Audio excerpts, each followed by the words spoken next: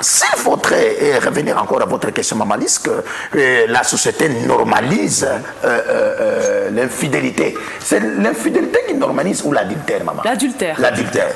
Non, on ne faut pas qu'on normalise ça, s'il vous plaît.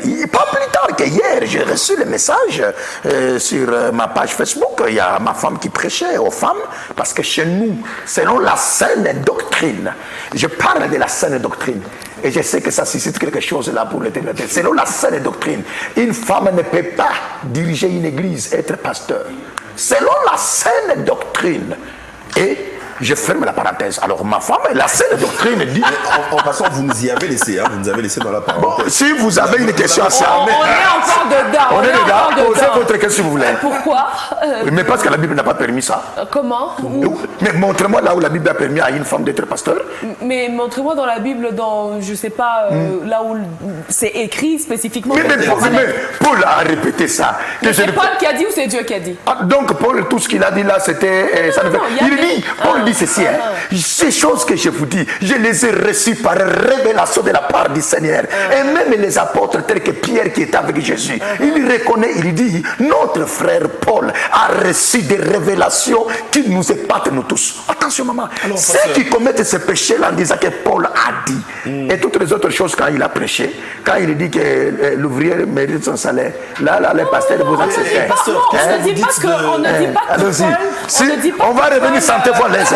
Sentez-vous à l'aise. On y va. Oui. Non, mais moi, en fait, ça m'intrigue. Oui. Je n'ai pas... Soyez intrigués, mais laissez-vous. Ça m'intrigue, en fait. Oui. Pourquoi est-ce qu'on va refuser à un être humain qui a toutes ses capacités, qui peut être utilisé par Dieu, qui est égal sur le plan, voilà, à l'homme spirituel, spirituellement, quand on dit que l'esprit sera donné à tout le monde, c'est à tout le monde, c'est pas que c'est aussi aux femmes. C'est la faiblesse. C'est la faiblesse de l'interprétation mauvaise de nos frères qui disent que non, parce qu'au dernier jour, la Bible dit l'esprit sera répandu. L'esprit est descendu quand? N'est-ce pas à la Pentecôte? Oui. S'il vous plaît. J'aime votre intelligence. Vous savez que moi, je vous apprécie beaucoup. Je reviens à vous. Je reviens à vous. Maman Lise. Passons, vous ne pouvez pas parler tous là. Non, à vous, préparez votre question pour que je revienne à vous. Maman Lise, vous savez que je ne vous flatte pas, ma chère sœur. Vous êtes parmi les femmes intelligentes que j'ai rencontrées dans ma vie. Merci. Le Saint-Esprit est venu quand? À la Pentecôte. Ouais. Très bien. Ils ont reçu le Saint-Esprit, non? Oui. Les mêmes femmes aussi, qui étaient tout consorts, n'est-ce pas? Oui. Ok. Et les apôtres, pourquoi, après avoir reçu le Saint-Esprit, n'ont pas établi de femmes pasteurs? Donc, le Saint-Esprit était petit que le Saint-Esprit d'aujourd'hui. Non, pas non, allons-y, mais réfléchissons. Moi, mon problème, c'est de le comprendre. Oui. Est-ce qu'on prend la culture hébraïque que nous allons appliquer à notre culture, ou est-ce que nous demandons à Dieu la révélation par rapport... Parce que les cultures se diffèrent. Tout à fait, maman. Ce qu'on appelle un habit d'homme dans une culture n'est forcément pas un pantalon. Non, n'entrons pas encore d'abord. Là, c'était notre débat. Restons d'abord, je voudrais répondre à ce que j'avais ouvert. Très bien. C'était un exemple. Que je termine, je reviens. Je vous reviens. Voyez-vous comment il me complique mes frères ici. Je voudrais dire ceci. Maman Alice, le Saint-Esprit en venant a qualifié les hommes comme les femmes. Et qui vous a dit que les femmes ne doivent pas servir Dieu? Il y a des femmes servantes de Dieu qui sont meilleures que les prédicateurs. Elles sont à l'intercession.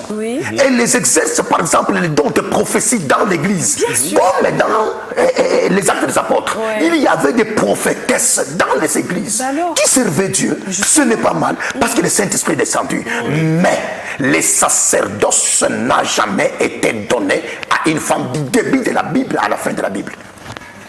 Donc ceux qui pensent que le Saint-Esprit mais le Saint-Esprit est venu pour que les femmes servent aussi Dieu. Donc, non, c'est-à-dire que quand le Saint-Esprit est venu pendant la Pentecôte, les apôtres avaient aussi le Saint-Esprit, et les apôtres n'ont pas établi de pasteurs femmes, les apôtres n'ont pas établi de pasteurs femmes. C'est là où même Paul dit que cette parole ne vient pas de chez vous.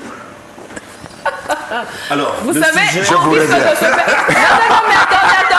Attendez, Elle ne vient pas de chez vous, c'est parole pour que vous la changez. Oui, pasteur Guilla. Je reste à vous. Attendez. Je Je ne veux, en aucun cas, je ne veux, divert, donc dérouter. Voilà. Je ne veux pas dérouter qui que ce soit, vraiment, c'est pas le but. Mais quelque part, je pense que ce genre de discussion, c'est des discussions qu'il faut avoir de manière modérée, je pense.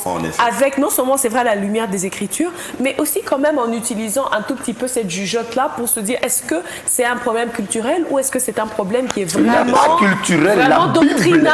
La Bible n'a pas de culture, c'est doctrinal. Est-ce que c'est doctrinal ou est-ce que c'est culturel? Non, mais c'est ce que je dis, ce que je vous dis, c'est doctrinal. Ceux qui nous ont apporté la parole ont apporté la parole pure. Et la parole pure, c'est ça la doctrine. Donc je disais, parce que vous m'avez coupé, ma femme qui prêchait au culte des femmes. Parce que